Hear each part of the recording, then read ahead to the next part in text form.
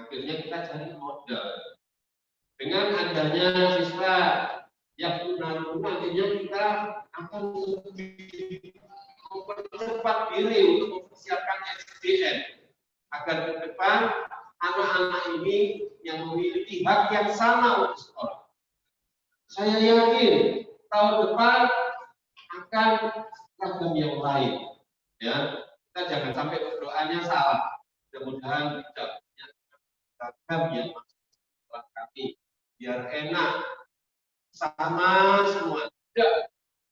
Doa kita adalah semoga setiap siswa yang dilahirkan memiliki hak yang sama untuk bisa sekolah. Itu prinsip kita. Sehingga dalam kondisi apapun sekolah harus bisa menerima dan sekolah berkewajiban memberikan fasilitas yang sama. Oleh karenanya prinsip Islam tidak boleh diskriminasi, tidak boleh ada stigma, tidak boleh. Saya rasa itu yang bisa saya sampaikan. Sekali lagi saya mengucapkan banyak terima kasih, terutama baik bagi peserta maupun bagi pemateri nantinya. Insya Allah pada pelaksanaan latihan ini dilakukan 2 hari, tanggal 28 dan 29. Dan saya berharap para peserta betul-betul mengikuti aturan-aturan SOP yang sudah diberikan oleh panitia. Terutama yang saya ingin tekankan tentang protokoler kesehatan pandemi COVID-19. Karena terus terang aja, Bapak Ibu para peserta, masa saya harus sampaikan juga buat anak-anak yang mengambil gambar saat ini, mengambil foto-foto saat ini, mohon untuk tidak di-share ketika situasi atau gambar itu memang tidak layak untuk ditonton orang lain. Karena apa? Tidak memenuhi persyaratan protokol kesehatan. Nanti yang ditegur itu sekolah. Ya, jadi ini situasinya udah bagus. Nah, ketika BPET begini, ini difoto boleh untuk pribadi, tapi di sini nggak boleh karena harus punya jarak. Ini yang kadang-kadang sering saya selalu mengingatkan ini, dan saya berharap saudara dia di sini tidak segan-segan terus mengingatkan. Ya, karena kalau gambar-gambar seperti ini lalu kita nggak sadarkan Pak, itu anak-anak kok masih.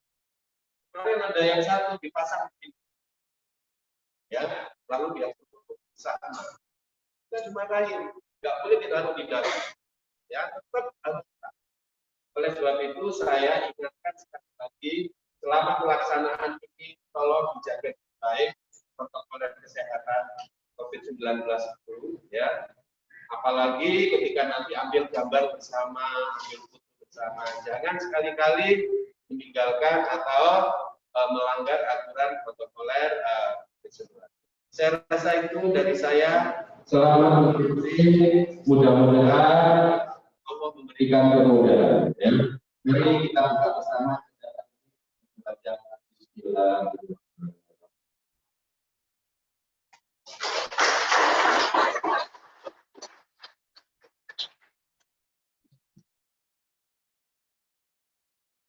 Terima kasih kepada Bapak Sulaiman atas sambutan yang telah disampaikan. Selanjutnya adalah sambutan yang akan disampaikan oleh Ibu Natalia, sebagai MPD selaku koordinator kepala perkembangan SMA Muhammadiyah 10 Surabaya. Waktu dan tempat dipersilakan.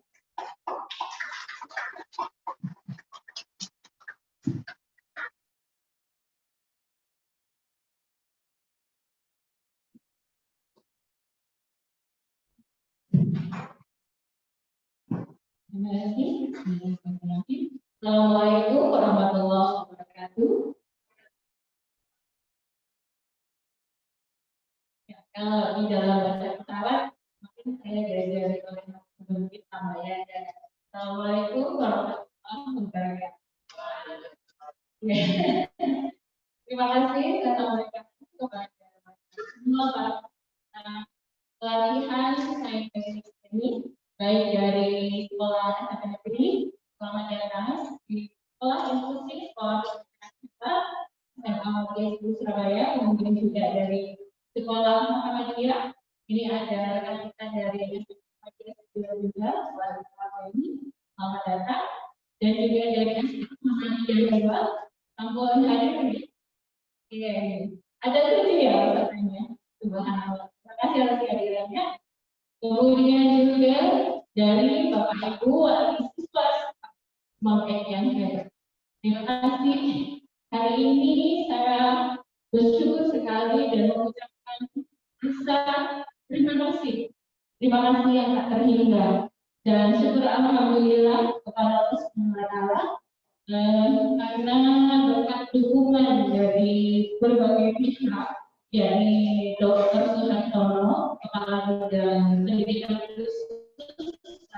Khusus Provinsi Jawa Timur, yang beliau saat ini berada di Blitar. Assalamualaikum warahmatullahi wabarakatuh. Oh ya.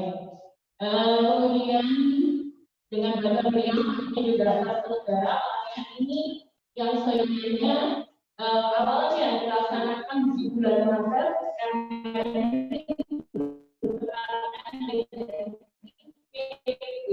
atau peduli, tapi saat itu COVID masih melanda besar-besaran dan kita hampir putus asa.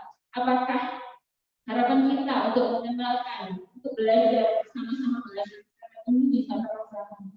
Tetapi alhamdulillah dengan kerjasama dari PKPLK Provinsi Jatim dan juga dari Universitas Brawijaya, kita sudah alhamdulillah ber-MOU dengan ini bagian dalam LCRC dan juga Mas Muhammad Hasanuddin. Akhirnya tempat wisata terselenggara di bulan Agustus yang baru ini. Sekali lagi tepuk tangan buat semuanya yang berada termasuk yang hadir. Perlu saya ketahui, memang ada sedikit perbedaan antara seminar dan pelatihan, karena pada pelatihan kali ini nanti ayah bunda akan diberikan training proses. Tadi sudah mendapatkan ya. Nah, ya nanti selama pelatihan mohon dulu karena di sini tidak hanya pengetahuan saja, tetapi juga tampilan bahasa bisa. Harapan kami juga bisa panjenengan dapat 10 dari pelatihan ini dan mohon benar-benar bisa mengikutinya dengan baik. Dan untuk sesi kedua yang tanggal 29 Agustus 2020 nanti akan dilaksanakan via Zoom. Ini adalah pelatihan untuk tambahan penggalian potensi tersebut siswa hebat atau siswa berkebutuhan khusus Dr. Mulyana, dosen psikologi Universitas Muhammadiyah Surabaya. Saya kira itu saja dari saya. Saya mengucapkan selamat datang dan selamat menikmati jadi belajar yang menyenangkan di Bapak Ibu serta ya. Menikmati acara ini hingga akhir dan semoga membawa manfaat kita semua.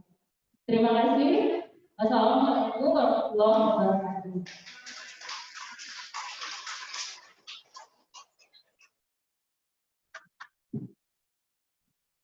Terima kasih kepada Ibu Mamalia atas sambutan yang telah diberikan.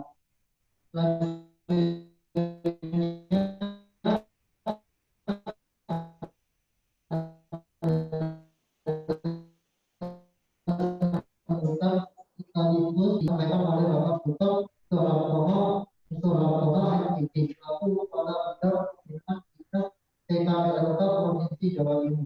Waktu dan tempat kami persilakan.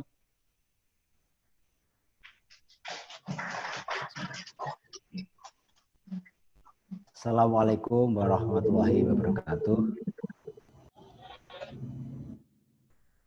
Yang sangat saya hormati Bapak Kepala SMA Muhammadiyah 10 Surabaya, beserta staf, karyawan, tata usaha, para narasumber dalam kegiatan webinar kali ini, juga para panitia yang sangat luar biasa, dan seluruh peserta kegiatan webinar ini yang sangat saya banggakan dan sangat saya cintai.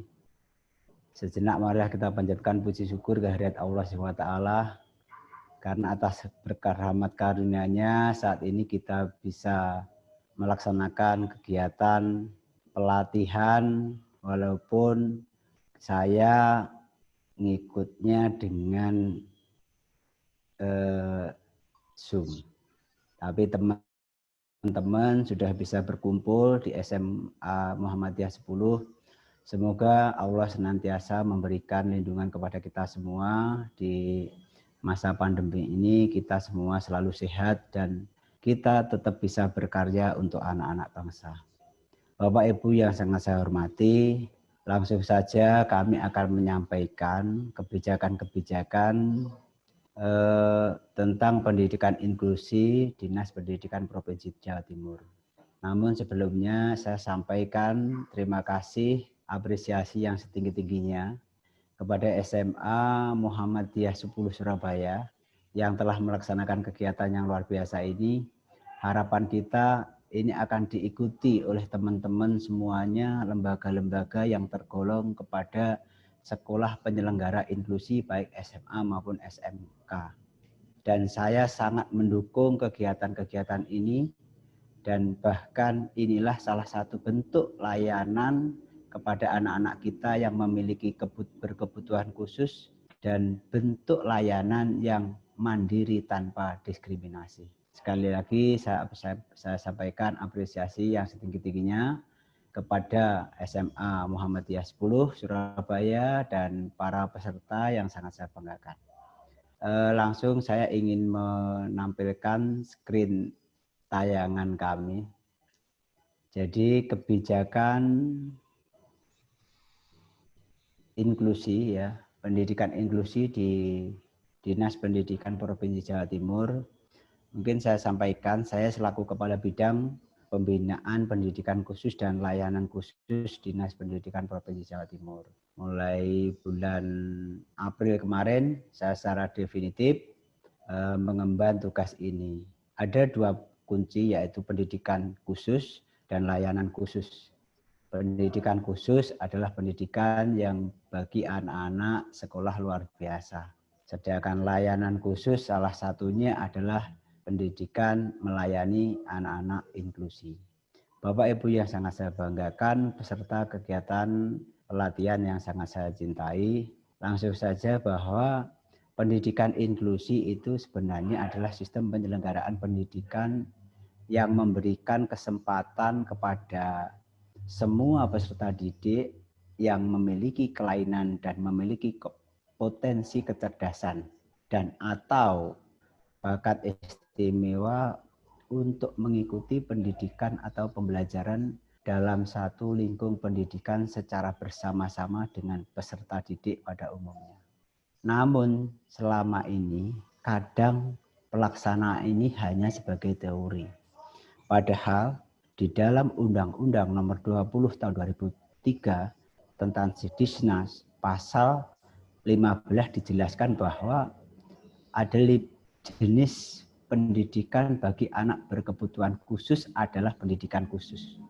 Nah, apa saja yang ada di dalamnya ini juga dikembangkan lagi di Peraturan Pemerintah Nomor 13 Tahun 2020 yang sekarang ini baru saja disahkan. Nah, ini terkait dengan akomodasi yang layak untuk peserta didik penyandang disabilitas.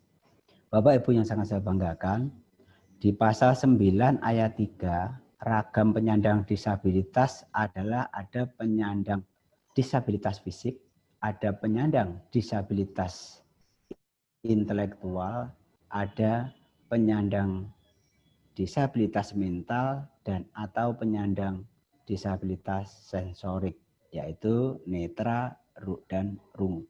Nah, Bapak Ibu, kenapa ini saya tegaskan?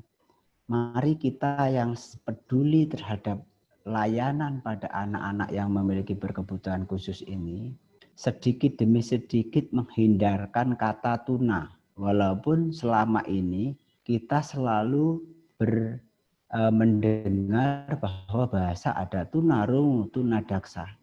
ayo kita yang tahu, kita sedikit demi sedikit menghilangkan bahasa itu tatkala kita bangun komunikasi. Kita lebih nyaman dengan bahasa disabilitas atau difabel. Karena sebenarnya anak-anak yang memiliki berkebutuhan khusus itu juga memiliki kemampuan. Kalau kita katakan tuna, berarti tuna itu artinya tidak bisa. Tuna itu tidak memiliki. Nah, sementara dan kalau kita dengan bahasa difabel, different ability. Different artinya pembeda, ability adalah kemampuan. Jadi anak-anak itu walaupun berkebutuhan khusus memiliki kemampuan di sana. Maka jangan heran anak-anak yang mungkin berkebutuhan khusus dalam keterbatasan pendengaran, dia bisa mengerjakan, dia bisa melaksanakan tugasnya dengan baik.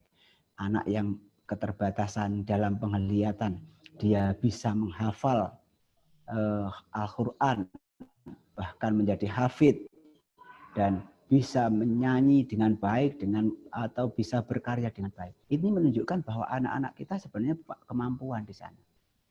Maka dari itu, ayo kita mulai sedikit demi sedikit kita menghilangkan bahasa tuna di sana.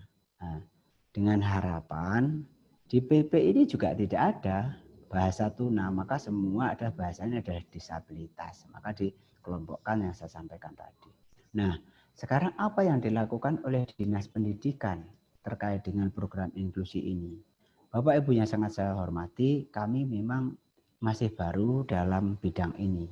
Tetapi kami mencoba selalu akan membangun komunikasi dan koordinasi dengan stakeholder dan semua saja yang bisa kita libatkan untuk berperan aktif dalam memberikan layanan kepada anak-anak berkebutuhan khusus.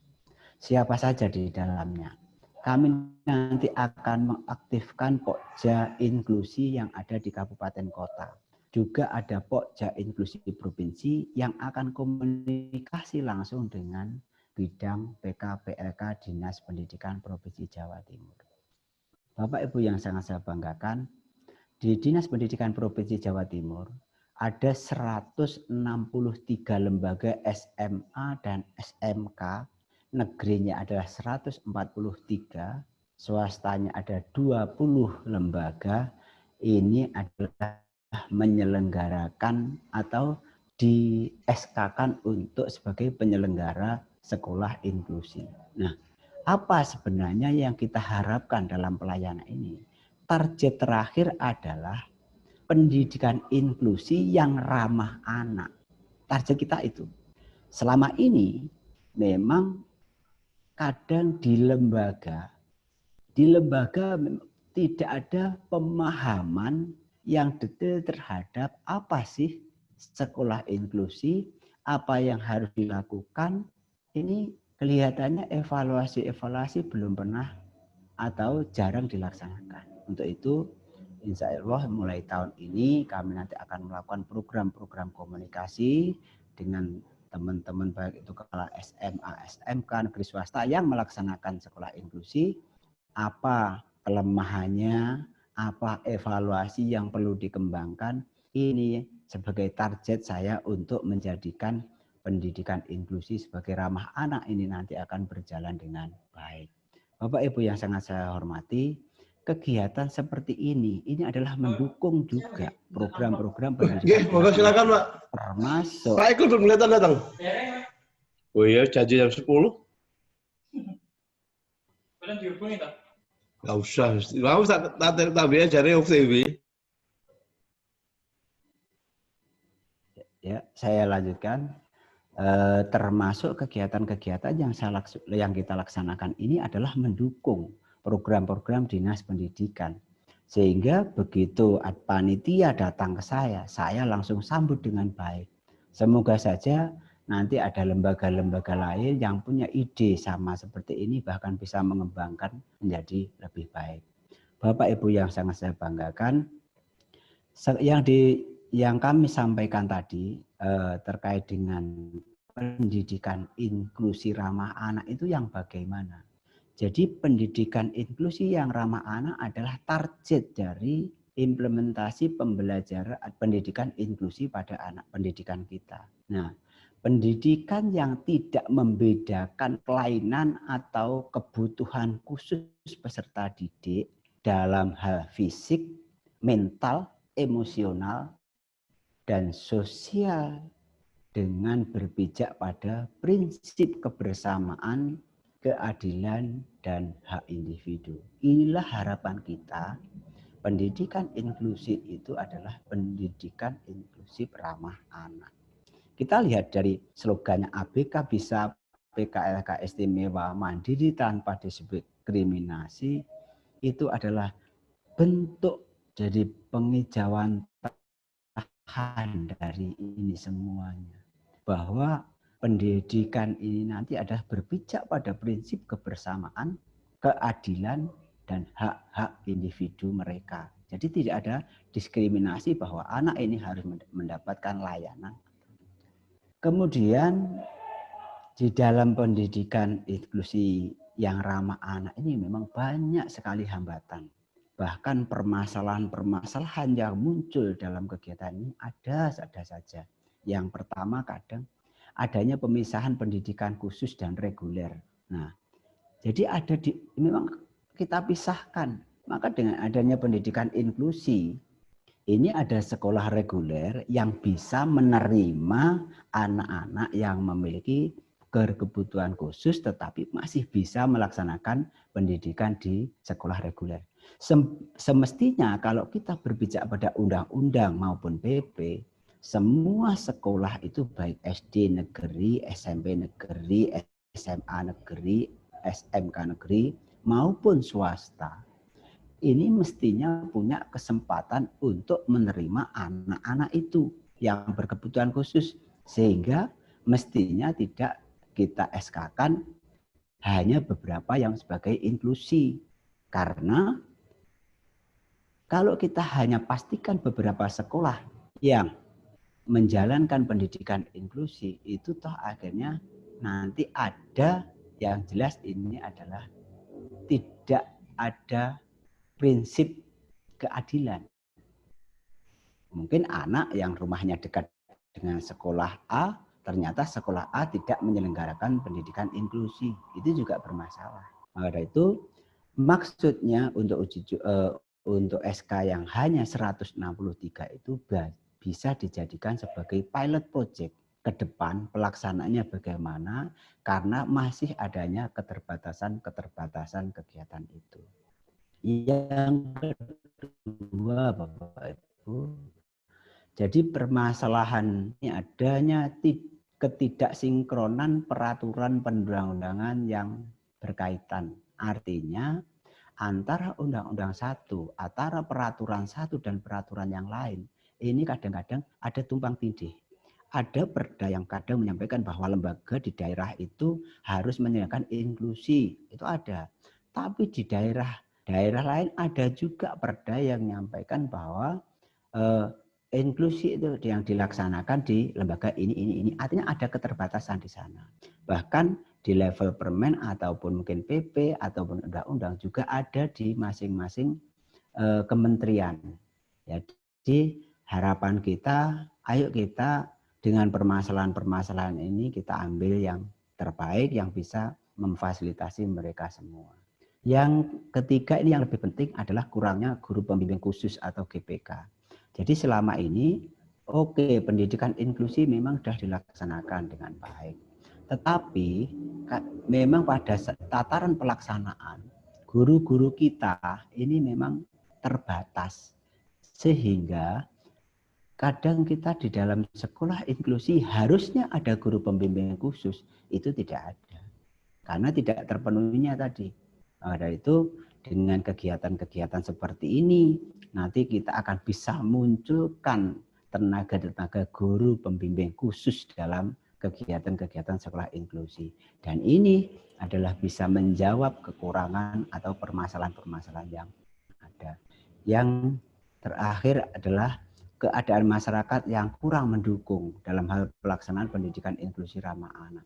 Memang kadang masyarakat itu tidak bisa semuanya menerima kondisi seperti ini. Jangankan masyarakat, orang tua yang jelas anak-anaknya itu barangkali sekolah di satu lembaga, kemudian ada anak lain yang berkebutuhan khusus masuk di situ, bisa saja itu menjadi masalah baru. Karena apa? Karena masyarakat kita yang memang kurang memahami itu.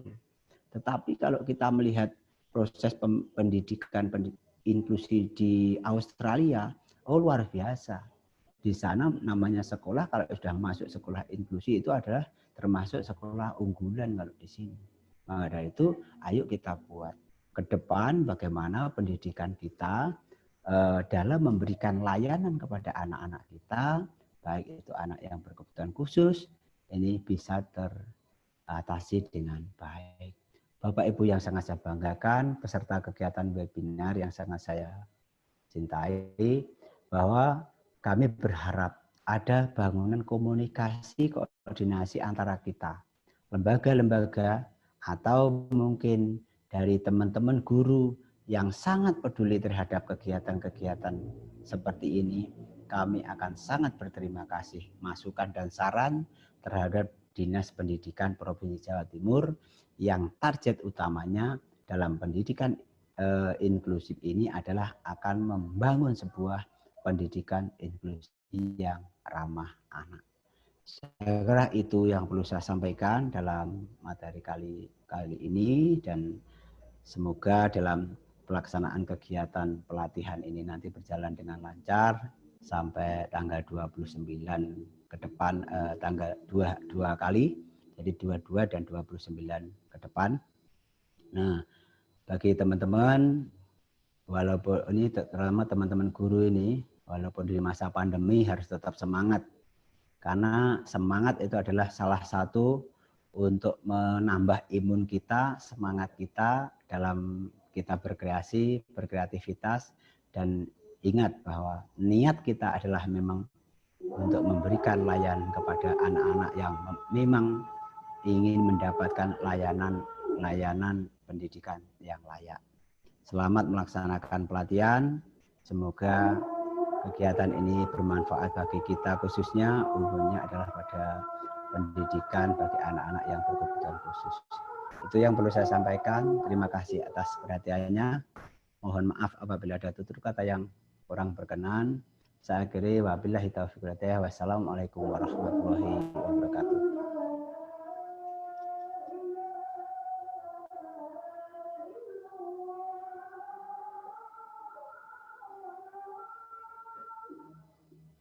Terima kasih atas sambutan dan materi.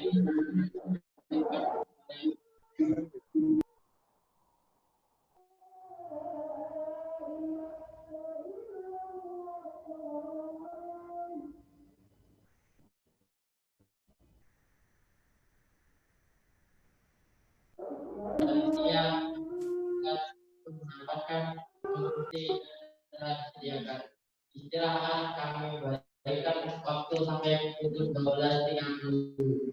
Mohon digunakan waktu istirahat untuk sholat dan makan. Terima kasih. Silakan masing-masing dijalankan.